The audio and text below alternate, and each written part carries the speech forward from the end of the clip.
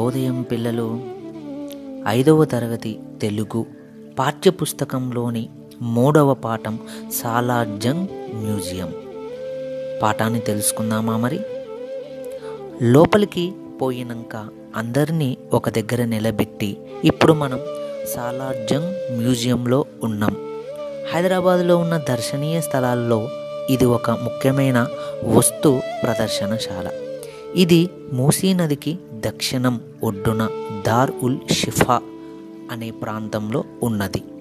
హైదరాబాదుకు చెందిన నిజాం పరిపాలకులలో సాలార్జంగ్ కుటుంబానికి చెందిన మీర్ యూసుఫ్ అలీ ఖాన్ సాలార్జంగ్ III ప్రపంచ నలుమూలల నుండి ఎన్నో విలువైన కళాఖండాలు, వస్తు సామాగ్రి సేకరించిండు.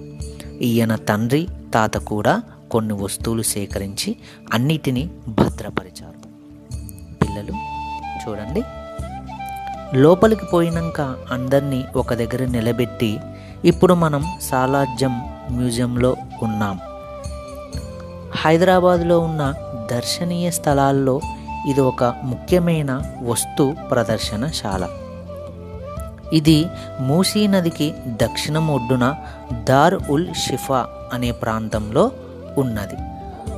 హైదరాబాదుకు చెందిన నిజాం పరిపాలకులలో సాలార్జంగ్ కుటుంబానికి చెందిన మీర్ యూసుఫ్ అలీ ఖాన్ సాలార్జంగ్ III ప్రపంచ నలుమూలల నుండి ఎన్నో విలువైన కళాఖండాలు, వస్తు సామాగ్రి సేకరించిండు.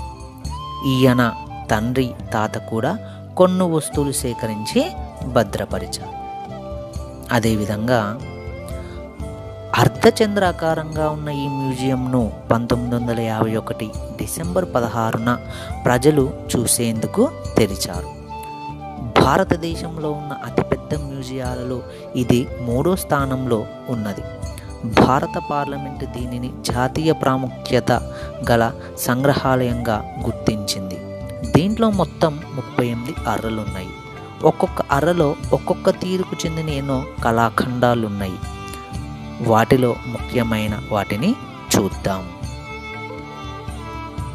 అర్ధచంద్రాకారంగా ఉన్న ఈ మ్యూజియంను 1951 డిసెంబర్ 16న ప్రజలు చూసేందుకు తెరిచారు.